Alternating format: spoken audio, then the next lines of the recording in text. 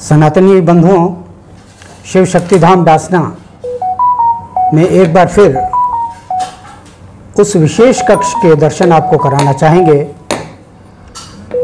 जिसमें कि बहुत से भक्त यहाँ आकर के भी नहीं आ पाते हैं। और ये विशेष कक्ष हमारे पुराने इतिहास को, हमारे काले इतिहास को, जहाँ मुग़लों ने असीमित बर्बरता की है हम सनातनियों के साथ, उसको चित्रों के माध्यम से दीवारों पर उकेरा गया है।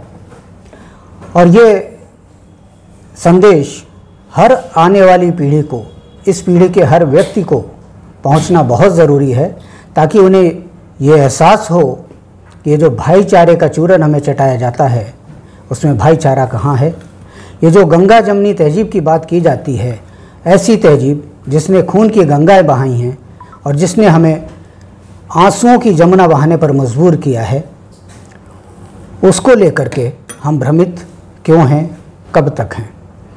इस बारे में स्वामी नरसिंहानंद जी से पूरा विवरण जानना चाहेंगे।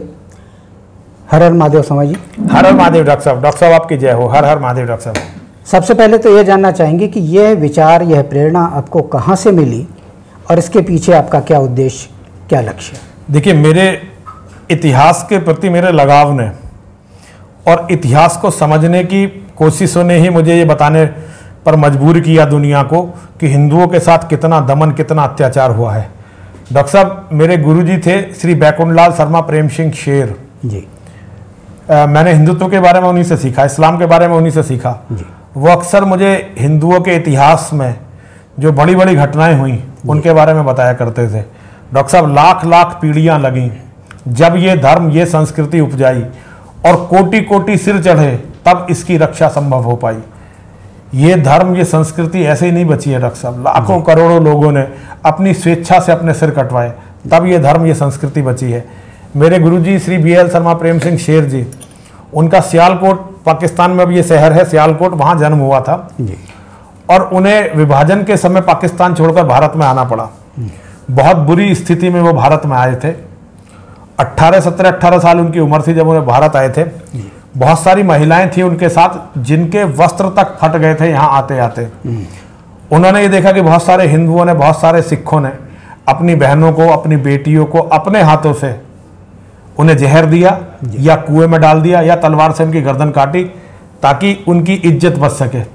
विभाजन का जो दुखदायी, बहुत ही डरावना मंजर था जिसका वो वर्णन हमारे सामने करते थे, आज भी मुझे मेरे वो कानों में गूंजता रहता है। गुरुजी ने मुझे सिख इतिहास के बारे में बताया। सिख जो हमारे भाई हैं, सनातन का एक हिस्सा है सिख। सिख माने या ना माने, लेकिन मैं ये मानता हूँ कि सिख सनातन का एक हिस्सा है, क्योंकि गुरु गोविंद सिंह जी महाराज ने, जो सिखों के 10वें गुरु हैं, उन्होंने बहुत स्पष्ट सनातन धर्म के संदेश दिए हैं। गुरु ग्रंथ साहिब को अगर पढ़ें, ये दुर्भाग्य है कि अब सिख भी गुरु ग्रंथ साहब नहीं पढ़ते। वो पाकिस्तान से आए हुए सनातन विरोधियों के निर्देशों को ज़्यादा पालन करते हैं। कुछ सिख, ज़्यादा नहीं, लेकिन जो असली सिख हैं वो भी अब इस बात पर मौन होते जा रहे हैं। वो सनातन से नाता तोड़ते जा रहे हैं। लेकिन अगर वो अपनी जड़ों को खोजेंगे तो सनातन में सिखों की जड़ें बहुत गहरी हैं। तो मेरे गुरुजी ने मुझे सिख इतिहास के बारे में बताया था, जो मुझे बहुत पसंद है। मैं बंदा बैरागी का, गुरु गोविंद सिंह जी महाराज का, उनके पिता गुरु तेग बहादुर जी महाराज का, ये देवतुल्य हैं। जैसे हम अपने यहाँ अवतार की अवधारणा को मानते हैं, मैं मानता हूँ कि जैसे हमारे यहाँ योगेश्वर श्री कृष्ण अवतार हुए हैं, ऐसे ही गुरु गोविंद सिंह जी महाराज भी अवतार हुए हैं। सर्ववंश बलिदानी उन्हें कहा जाता है। 10 साल के थे गुरु गोविंद सिंह जी महाराज, तब उनके पिता से मिलने कश्मीरी ब्राह्मण आए और कश्मीरी ब्राह्मणों ने बताया कि गुरुदेव, बहुत अत्याचार हिंदुओं पर हो रहा है, अब ये कैसे बचेगा। तो गुरु तेग बहादुर जी ने कहा कि यदि कोई बड़ा हिंदू, कोई हिंदुओं की बड़ी हस्ती हंसते हुए अपना बलिदान दे दे तो हिंदू दोबारा जाग जाएगा और हिंदू धर्म बचेगा। तो 10 साल के थे गुरु गोविंद सिंह जी, वो वहीं खड़े हुए थे। उन्होंने कहा, पिताजी आपसे बड़ा कौन है, आप बलिदान दीजिए। पिता ने बेटे की बात को परमात्मा की वाणी माना और अत्याचारों के बारे में औरंगजेब को धमकाने के लिए वो पंजाब से चलते दिल्ली की ओर। इन्हें औरंगजेब को बताया गुरु तेग बहादुर जी की प्रेरणा से कि यदि औरंगजेब गुरु तेग बहादुर जी का धर्म परिवर्तन करवा दे, उन्हें मुसलमान बना दे, तो सारे हिंदू मुसलमान बन जाएंगे। ये गुरु तेग बहादुर जी ने ही ये पैगाम जो है औरंगजेब तक पहुंचाया, और ये पैगाम पहुंचाने के बाद पंजाब से चल दिए वो दिल्ली की तरफ। औरंगजेब ने जब ये बात सुनी तो उसे बहुत ही अच्छा लगा कि भाई एक काफिर को बदलना है और सारे काफिर ये मुसलमान बन जाएंगे, ये तो सारा इस्लाम फिर इस्लाम की जीत हो जाएगी। तो उसने अपनी सैनिकों की एक टुकड़ी भेज दी गुरु तेग बहादुर जी को पकड़ने के लिए। एक जगह आकर वो टुकड़ी गुरु तेग बहादुर जी से मिली और गुरु तेग बहादुर जी को पकड़ के वो लोग दिल्ली ले आए। औरंगजेब ने कहा कि भाई आप इस्लाम स्वीकार कर लो। गुरु तेग बहादुर जी ने उसके लिए मना कर दिया। तो जहां आजकल ये गुरुद्वारा शीशगंज है दिल्ली में, यहां खुले मैदान में एक पिंजरा रखा गया, खुले मैदान में, उस पिंजरे में गुरु तेग बहादुर जी महाराज को रखा गया। गुरु तेग बहादुर जी महाराज के साथ उनके शिष्य थे भाई मतीदास, भाई सतीदास और भाई दयाला। गुरु तेग बहादुर जी महाराज ने कहा कि भाई मेरे 3 शिष्य हैं, इनमें से अगर किसी एक ने भी अगर धर्म परिवर्तन कर लिया तो मैं धर्म परिवर्तन कर लूंगा। तो सबसे पहले औरंगजेब ने भाई मतीदास से कहा कि धर्म परिवर्तन करो। मतीदास ने कहा कि मैं धर्म परिवर्तन नहीं करूंगा। तो मतीदास जी को चीर दिया आरे से। आरे से जब उन्हें चीर दिया तो उनके छोटे भाई थे भाई सतीदास, उनका नंबर आया। उनसे औरंगजेब ने कहा कि आप धर्म परिवर्तन करो। भाई सतीदास ने मना कर दिया तो उन्हें रुई में लपेट के जला दिया। डॉक्टर साहब, बड़ी घृणित मौत होती है, बड़ी तड़प तड़प के मौत होती है। जिंदा जला दिया उन्हें, रुई चारों तरफ लपेटी उनके शरीर के और आग लगा दी। धीरे धीरे वो जल गए। उसके बाद तीसरे भाई थे भाई दयाला, इनके चचेरे भाई थे। तो भाई दयाला से कहा कि भाई धर्म परिवर्तन करो।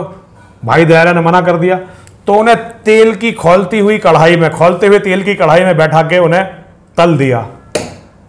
और उनके बलिदान के बाद फिर गुरु तेग बहादुर जी से कहा, तो गुरु तेग बहादुर ने कहा तुम मेरे शिष्यों का धर्म परिवर्तन नहीं करवा सके, मेरा तो क्या करवाओगे।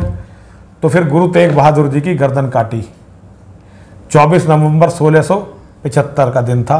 जहां आज शीशगंज का गुरुद्वारा है वहां गर्दन काटी और ये डुगडुगी पिटवा दी कि भाई जो इनका अंतिम संस्कार करेगा उन्हें सबको वंश सहित मार देंगे। लेकिन बहुत सारे दिलेरों ने गुरु तेग बहादुर जी का शीश ले जाकर गुरु गोविंद सिंह जी महाराज को दिया। गुरु गोविंद सिंह जी महाराज ने अपने पिता के शीश को अपने हाथों में लिया, फिर उनका अंतिम संस्कार किया। अपने पिता के अंतिम संस्कार के बाद वो युद्ध लड़ने के लिए निकले और पूरे जीवन उन्होंने सनातन धर्म के लिए युद्ध किया। सनातन धर्म के गुरु गोविंद सिंह जी के बलिदान के बाद उनके एक शिष्य, उनके एक अनुयायी बंदा बैरागी, जिन्हें सिख इतिहास में बंदा सिंह बैरागी के नाम से जाना जाता है, उन्होंने ये बहुत बड़ी लड़ाई लड़ी। हिंदुओं की या सिखों की आपस की फूट का फ़ायदा मुसलमानों ने उठाया, उन्हें गिरफ्तार कर लिया गया। बहुत ही दर्दनाक मौत उनको दी गई। उनसे भी ये कहा धर्म परिवर्तन करो, लेकिन उन्होंने धर्म परिवर्तन नहीं किया।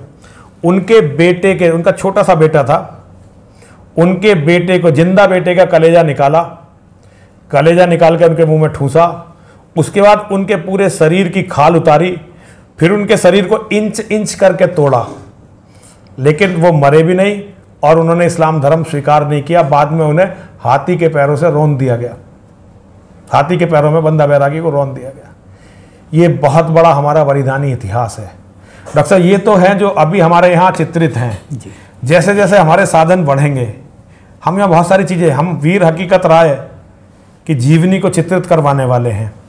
रानी पद्मिनी ने किस तरह से 16,000 रानियों के साथ मेरी माँ सती ने जौहर किया, अपने प्राण दिए, वो सबका चित्रण जो है इस मंदिर की दीवारों पर होगा। जैसे जैसे हमारे साधन बढ़ेंगे, हम इन सारे इतिहास को, धर्म को इतिहास से अलग नहीं किया जा सकता जी। जो लोग धर्म और इतिहास को अलग अलग करके देखते हैं, वो वास्तव में न केवल मूर्ख हैं, न केवल अज्ञानी हैं, बल्कि वो अपने धर्म के शत्रु भी हैं। इन सभी लोगों ने अपने धर्म के लिए प्राण दिए थे। अगर ये रक्षा धर्म परिवर्तन करते तो महाराजाओं की तरह रहते, बिल्कुल। लेकिन इन लोगों ने कुछ भी करके धर्म परिवर्तन नहीं किया और अपने प्राण दे दिए। तो शिव शक्ति धाम दासना समर्पित है ऐसे लोगों की पुण्य स्मृति के लिए। मेरा एक एक अनुयायी, मेरा एक एक शिष्य, मेरा एक एक साथी, मेरा एक एक मित्र, मेरा एक एक भाई, सबको अपने हृदय में इस अग्नि को संजो कर रखना है। वो अग्नि जो हमारी माताओं, हमारी बहनों, हमारी बेटियों के जौहर कुंड से आती है, वही अग्नि जो गुरु तेग बहादुर की चिता से आती है, वो अग्नि जो गुरु गोविंद सिंह जी महाराज के हवन कुंडों से निकलती है, हमें उस अग्नि को अपने सीने में हमेशा जीवित रखना है।